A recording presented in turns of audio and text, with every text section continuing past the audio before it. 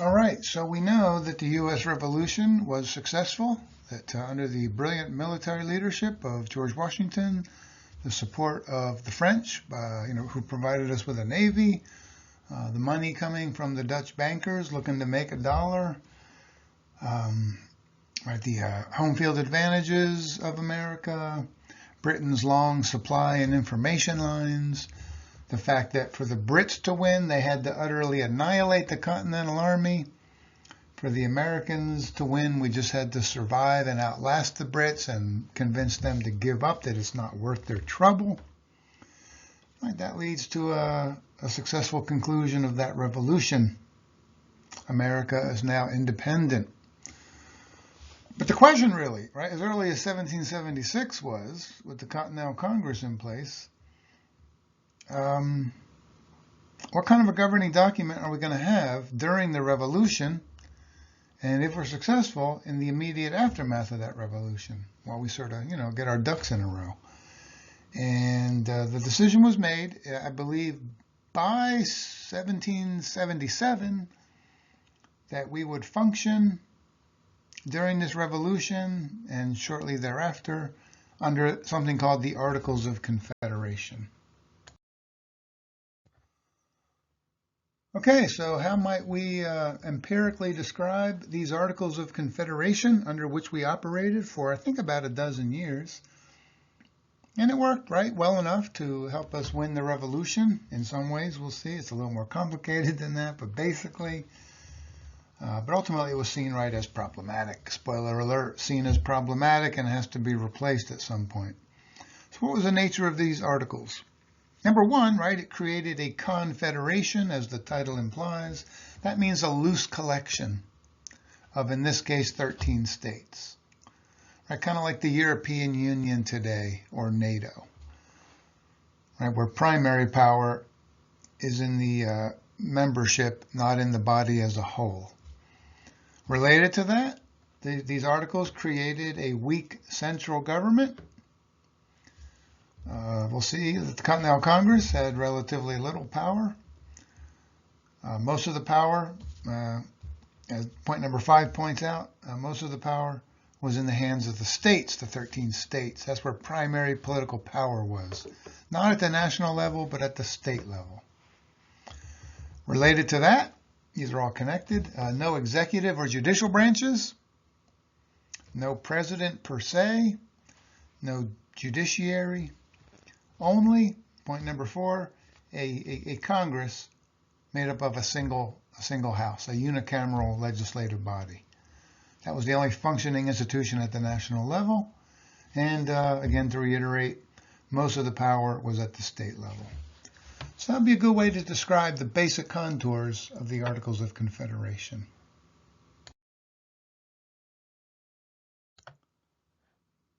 So now that we know what some of the elements of the articles were in terms of basic outline, let's look at some of the key weaknesses.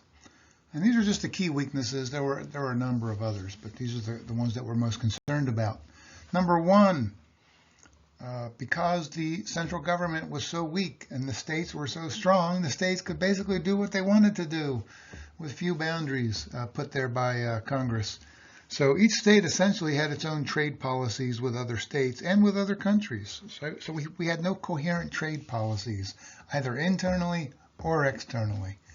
And most problematic were the trade wars that went on between the states, where North Carolina would limit imports or put tariffs on imports from, Georgia, and then Georgia would do likewise as retaliation against North Carolina. It was a disaster. And as Adam Smith pointed out, in Wealth of Nations, when you have mercantilist policies like this, it hurts everybody. Nobody wins, everybody loses. Bad for the states, bad for the country. All right, and Congress couldn't do anything about it. Number two, Congress was weak. Again, we only had a Congress, no executive branch, no judicial branch, only a Congress, one house. And they mostly couldn't get things done. To get anything done, they needed 9 of the 13 states to consent to it. Highly problematic. Imagine trying to get that today. Imagine if Congress could only get things done if nearly all of the, or more than 2/3 of the states had to agree. Good luck. Same back then. Good luck.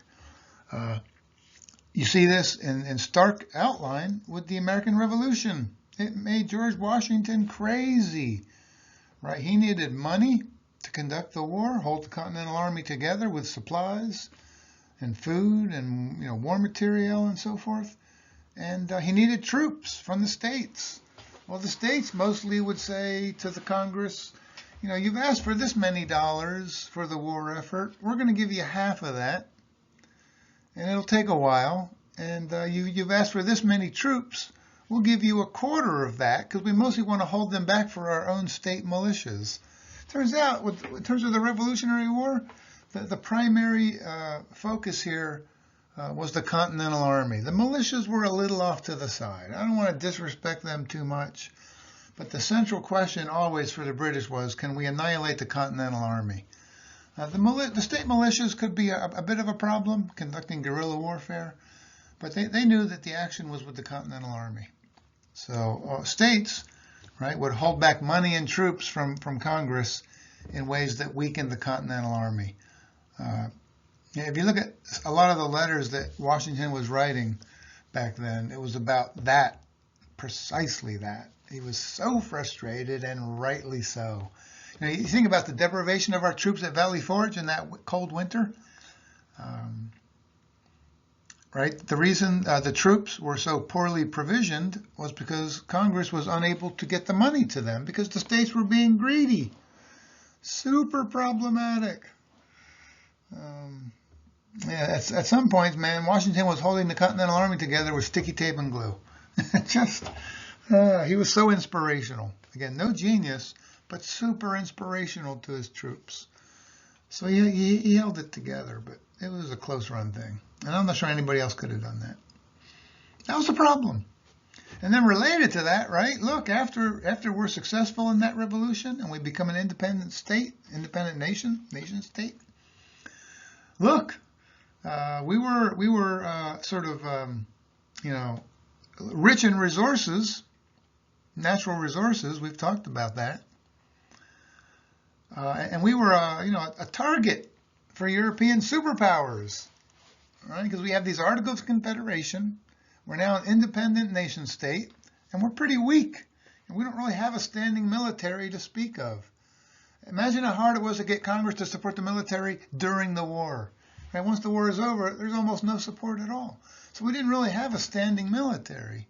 So these European superpowers, including Britain, Spain, France, they saw us as a potential target to be taken over again as a colony.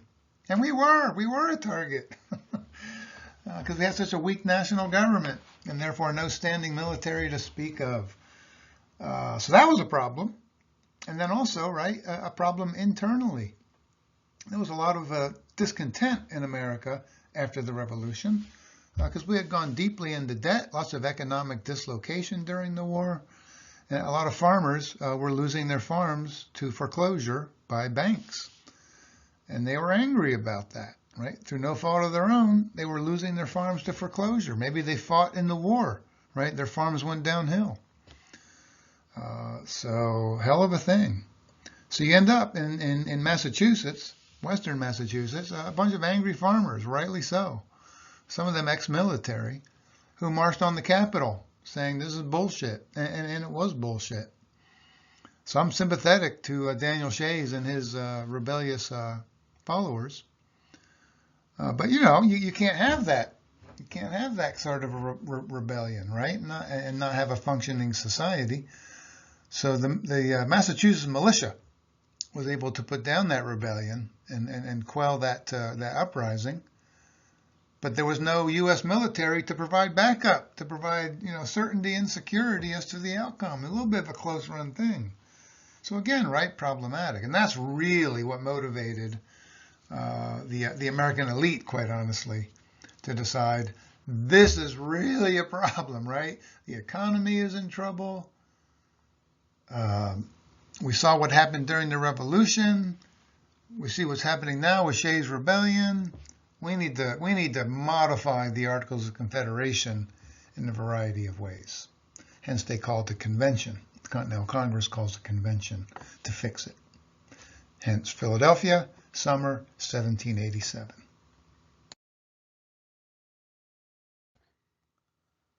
All right, so I already kind of gave away the punchline in the previous slide. Sorry about that. I got kind of excited. But yeah, so what we get then, right, as there's a growing recognition that the Articles of Confederation are problematic, that it was kind of an interim document, kind of hastily thrown together in the context of revolution, its weaknesses exposed over time.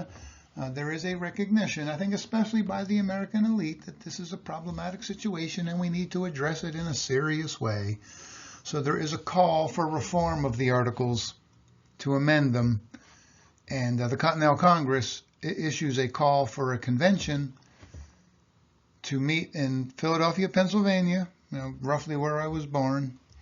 I wasn't born in Independence Hall. That's a myth. I was born in a small town about 25 miles west called Westchester, Pennsylvania. But I've been to Independence Hall a number of times. Independence Hall, Philadelphia, the year 1787. The number of representatives, 55, from all 13 states. All right. Now look, again, I'll sort of spoil the next set of slides here, but this was not a representative sampling of the American people, right? This was, in the words of historian Charles Beard from the early 20th century, Beard said this is a convention of the well-read, the well-bred, and the well-fed. No knock in particular on these individuals, but yeah, this was not a random sampling of the American people. It was 55 propertied white men that were very much a part and parcel of the American elite.